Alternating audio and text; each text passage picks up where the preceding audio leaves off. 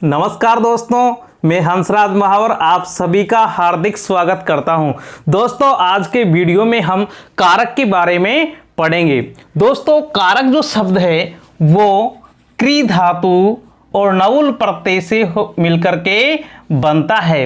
ऊ के स्थान पर इनका अनुबंध लोप होने पर ये हट जाते हैं, ऊ शेष रहता है और ऊ के स्थान पर यू और नाकव सूत्र से अक आदेश हो जाता है और क्री धातु को आर वृद्धि होने पर कार बन जाता है। मिलाने पे बनता है कारक। प्रथमा विभक्ति एक वचन में सुविभक्ति होकर के और ये विसर्ग होता है तो कारक रूप निष्पन्न होता है।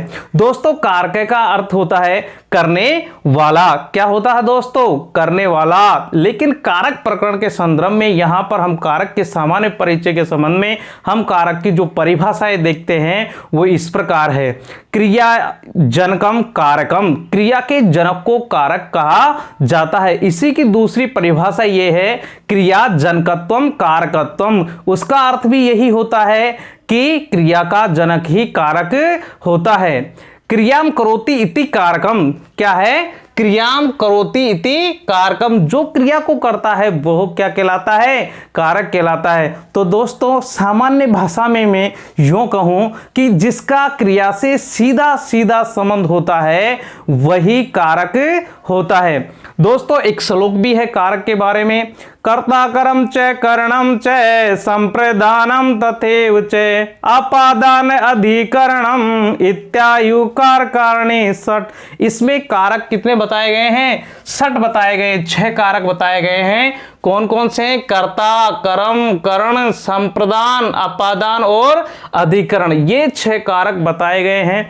दोस्तों, अब हम इसको थोड़ा विस्तार देते हुए कारक हैं, कारक और उनके जो विभक्ति चिन्ह है वो और किस कारक में कौन सी विभक्ति प्रयुक्त होती है उसके बारे में भी थोड़ा पढ़ेंगे। दोस्तों, पहला कारक हमारा है कर्ता कारक। कौन सा कारक है? पहला हमारा कर्ता कारक है जिसका विभक्ति चिन्ह है ने। कौन सा विभक्ति चिन्ह है इसका? ने। और इसमें कर्ता कारक में प्रथमा विभक्ति का प्रयोग होता है।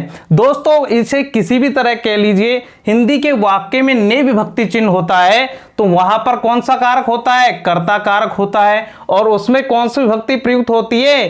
प्रथमा विभक्ति प्रयुक्त होती है। या यूं कह लीजिए कि ने विभक्ति चिन्ह जहां पर हमें मिलता है तो वहां पर प्रथमा विभक्ति का प्रयोग होता है। दूसरा हमारा कारक है कर्म कारक। दूसरा कारक कौन सा है दोस्तों? हमारा कर्म कारक है जिसका विभक्ति चिन्ह है को। कौन सा विभक्ति चिन्ह है? को। कर्म कारक के अंदर जो विभक्ति प्रयोग में लाई जाती है वो होती है द्वितीया।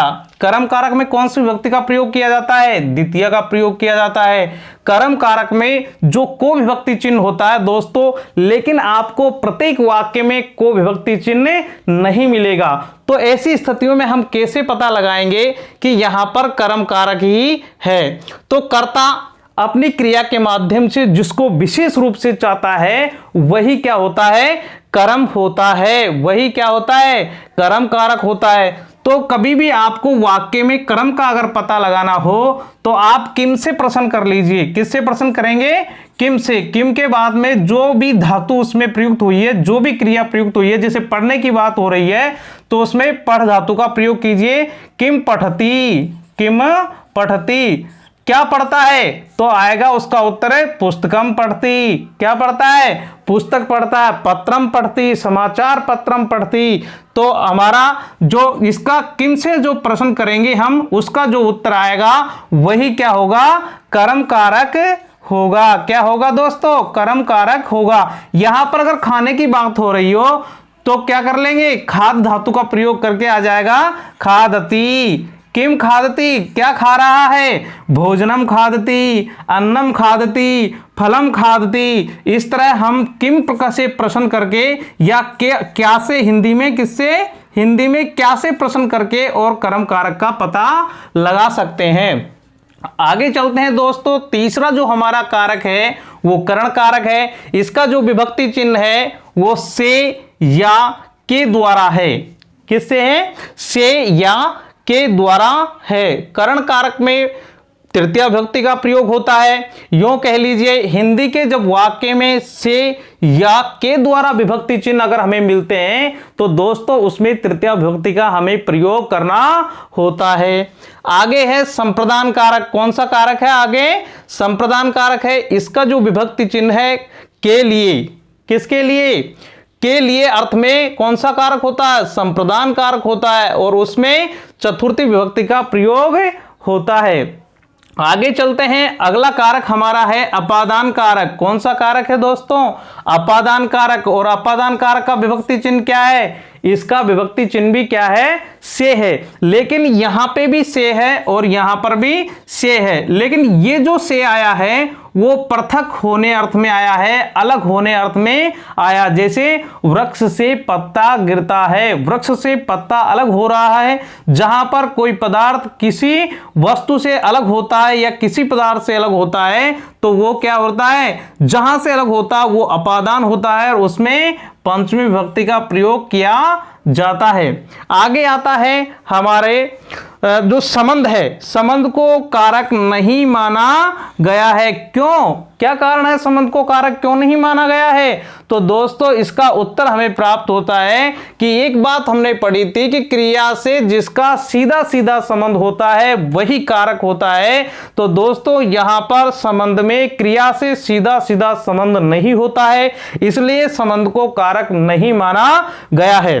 तो इसमें संबंध में विभक्ति चिन्ह क्या क्या आ जाते हैं? का, के, की और रा, रे, री। ये क्या है? संबंध के जो विभक्ति चिन्ह होते हैं। और संबंध में कौन सी विभक्ति प्रयुक्त होती है? षष्ठी विभक्ति का प्रयोग किया जाता है। जैसे राम का पुत्र, श्याम का भाई है, गीता की बहन। इस तरह के जो होंगे संबंध के जो वाक्य होंगे उनमें षष्ठी विभक्ति का प्रयोग किया जाता है। अगला कारक है हमारा और अंतिम कारक है वो है अधिकरण कारक है।